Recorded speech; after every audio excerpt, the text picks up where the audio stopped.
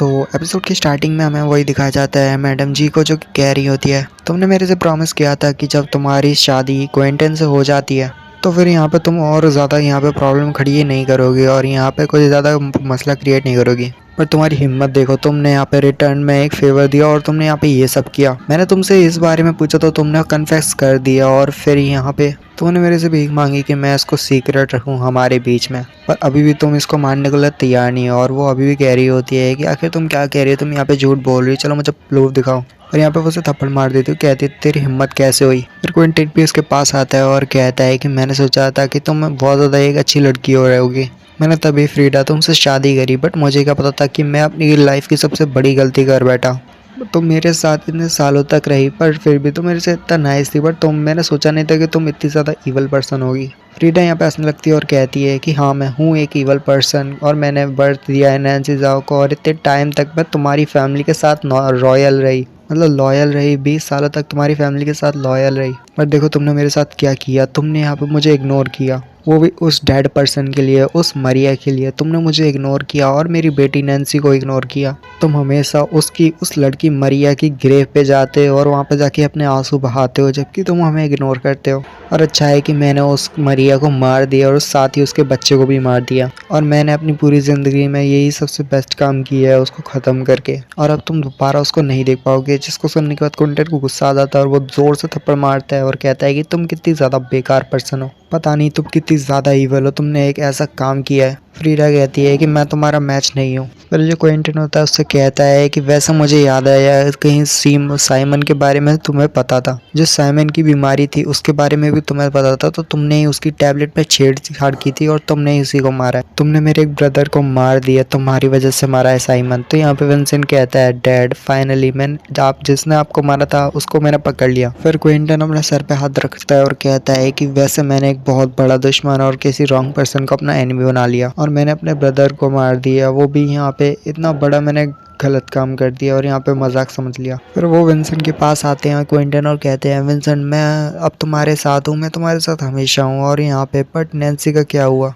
क्या तुम नैन्सी को ऐसे ही जाने दोगे? नैन्सी तो तुम्हें सच्चा प्यार करती है और वो तुम्हें यहाँ पे दिल से प्यार करती है, इसीलिए वो तुम्हारे लिए ये सब कर रही थी। नैन्सी कहती है डैड आपका शुक्रिया। विंसेंट कहता है कि मैं इसे सेकंड चांस दूंगा। और इस लड़की ने जो ये सब किया और यहाँ पे ये सब किया मेरी वाइफ और मेरी डॉटर के साथ, वो बिल्कुल ठीक नहीं था। फिर उसके फादर कहते हैं नैन्सी चलो माफ़ी मांगो, मिस वैन से माफ़ी मांगो। जो वो होती है नैन्सी साहब, वो रोते हुए कह रही होती है कि नहीं मैं नहीं मांगूंगी, मैं इससे माफ़ी कभी नहीं मांगूंगी चाहे मैं मरी क्यों ना जाऊँ। और वो फिर यहाँ पे बड़ी एक्शन के साथ और वहाँ पे फ्रेया वैन के सामने खड़ी हो जाती है और कहती है फ्रेया वैन हाँ हाँ मैं ही थी जिसने तुम्हारे साथ ये सब किया, बिकॉज मैं विंसेंट को पसंद करती हूँ और मैं विंसेंट को लाइक करती हूँ, इसीलिए मैंने ये सब किया। हाँ कर लिया तो भी तुम मेरा क्या उखाड़ लोगी? मैंने यहाँ पे कुछ भी गलत नहीं किया क्योंकि मैं विंसेंट को पाना चाहती हूँ। क्विंटन कहते हैं बस बहुत हुआ नैन्सी अब बस करो। फ्रेया फिर कहती है मिस जाओ लगता है आपने अपनी जो गलती आपने की है उसको एडमिट कर लिया है। उसके बाद दिखाते जो नैन्सी होती है वो हैरान होती है कि फिर यहाँ पे क्या बोल रही है, पर यहाँ पे हमें वही बंदे को दिखाया जाता है जो कि पार्टी में होता है और फिर किसी को वो हथकड़ी पहना देता है और असल में वो मिस्टर जाओ और मिसेस जाओ को हथकड़ियाँ पहना देता है। फिर वो बंदा कहता है मिस जाओ चलो हमारे साथ पुलिस स्टेशन। तो वो बंदा मतलब जो फिर वो होती है नैन्सी वो हैरान हो जाती है और कहती है यहाँ पे चल क्या रहा है। वो बंदा बोलता है कि एक्चुअली मैं एक पुलिस मैन हूँ, आपने बहुत ज़्यादा क्राइम किए हैं और आपकी क्राइम की वजह से आपको सज़ा दी जाने वाली है और आपको जो भी कहना है वो पुलिस स्टेशन में ही कहना पड़ेगा। नैन्सी जाओ जाने लगती है, उसको पुलिस स्टेशन ले जा रहे होते पर वो फिर भी धमकी दे के जाती है कि फ्रेया वैन मैं तुम्हें देख लूँगी, ये सब ख़त्म नहीं हुआ, मैं दोबारा आऊँगी और मैं अपना बदला ज़रूर लूँगी और मेरे को याद रखना। फ्रेया कहती है कि वैसे अपनी बकवास बातें बंद करो, जब तुम बाहर आ जाओ तब ये सुना देना, बट ये बकवास बातें यहाँ मत करो। विंसेंट कहता है फ्रेया तुम्हारे साथ जिसने भी कोई भी गलत काम किया तो वो भी नहीं बचेगा, मैं भी इसको नहीं छोड़ने वाला अगर किसी ने भी तुम्हारे साथ गलत काम किया तो। फ्रेया कहती है थैंक यू अभी। उसके बाद सब लोग उनकी तस्वीरें खींचने लगते हैं और फिर पेपर में भी ये सारी चीज़ें आ जाती है। नेक्स्ट डे में सारी तस्वीरें विंसेंट ने जो भी कारनामे होते हैं वो सारे तस्वीर में आ जाते हैं और सभी लोग वहीं विंसेंट की बातें कर रहे होते हैं। एक बंदा कहता है कि देखा तुमने विंसेंट अभी तक मरा नहीं है और वो यहाँ पे पार्टी में भी था।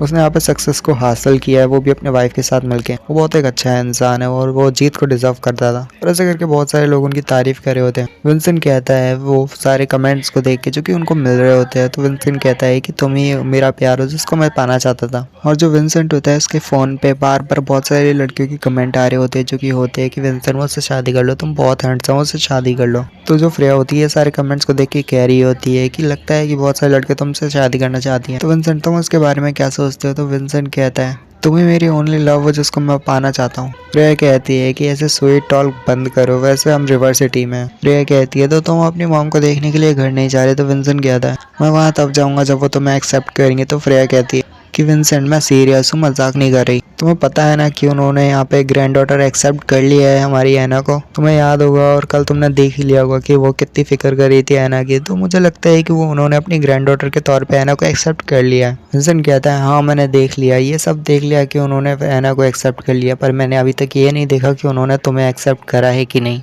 विंसेंट जो होता है फ्रेया की काफ़ी ज़्यादा क्लोज आ जाता है और कहता है कि मैं यहाँ पे तभी ये मानूंगा जब वो तुम्हें रिकॉग्नाइज मतलब वो तुम्हें एक्सेप्ट कर लें एज वाइफ के तौर पे। तो यहाँ पे टोनी भाई चिल्लाते हुए कहता है कि बस बहुत हो गया तुम्हारे यहाँ पे बकवास, कि हम थोड़ी सीरियस बात भी कर सकते हैं। और फिर से हमारी ऐना जो कि टोनी भाई के हाथ में होती है वो कहती है कि डैडी मम्मा किस कर रहे हैं, ये बच्चों के लिए नहीं है। और वो अपनी आंखों पे हाथ रख लेती है। और वहीं ये जो वो होती है फ्रेया कहती है कि तुम दोनों यहाँ क्या कर रहे हो? टोनी कहता है हम तो फिशिंग करने जा रहे थे, तो क्या तुम हमारे साथ ज्वाइन होना चाहते? तो विंसेंट कहता है कि नहीं नहीं हमारे पास और भी प्लान है। फिर नेक्स्ट सीन शिफ्ट होता है और हमें बताया वो फ्रेया को दिखाते हैं जो कि मन में सोच रही होती है कि रिवर सिटी बहुत ज़्यादा अच्छी जगह है जहाँ पे मैं पहली बार विंसेंट से प्यार में पड़ी। विंसेंट कहता है आखिर तुम्हारे मन में क्या चल रहा है? फ्रेया कहती है कुछ नहीं, बस मैं ये सोच रही थी कि यही वो जगह है जहाँ पे हम पहली बार एक साथ मिले थे। विंसेंट कहता है oh at university of river city. Freya कहती है हाँ। फिर यहाँ पे यूनिवर्सिटी ऑफ रिवर सिटी दिखाया जाता है, शायद से ये कोई पास्ट का सीन है। हाँ ये पास्ट का ही सीन होता है जहाँ पे विंसेंट पहली बार फ्रेया से मिला था, तो वही स्टोरी चल रही होती है पास्ट की। विंसेंट जो कि यूनिवर्सिटी ऑफ रिवर सिटी में आया था।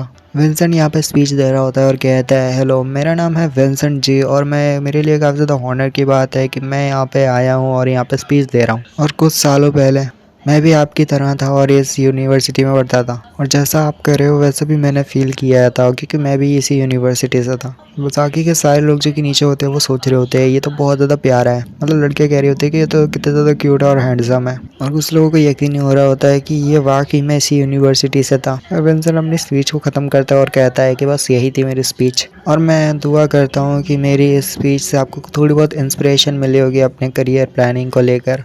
Thank you all. इसी के साथ उसकी स्पीच खत्म हो जाती है और फ्रेया सोच रही होती है इसकी स्पीच तो बहुत ज़्यादा अच्छी थी, मुझे तो यकीन नहीं हो रहा कि ये कितनी अच्छी स्पीच थी। और यहाँ पे एक बंदा बाहर निकलता है और कहता है कि यही थी आज की स्पीच और इवेंट, तो बच्चों आप एग्जिट से चले जाओ 1 बाय 1। और वो बंदा कहता है कि फ्रेया वैन यहाँ जाना ज़रा। तो फ्रेया कहती है प्रेसिडेंट अब मैं आपके लिए क्या कर सकती हूँ। और वो यहाँ पे फ्रेया के कंधे पे हाथ रखते हैं और कहते हैं कि यहाँ पे कुछ ज़रूरी मेहमान आए हैं और जो कि कुछ खास मेहमान है, तो मैं चाहता हूँ कि तुम उन्हें सर्व करो।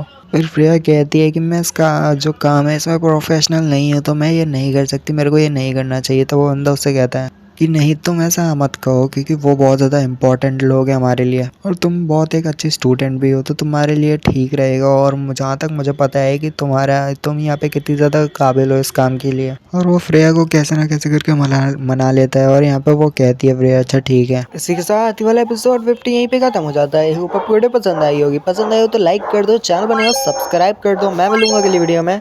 Signer peace, good bye.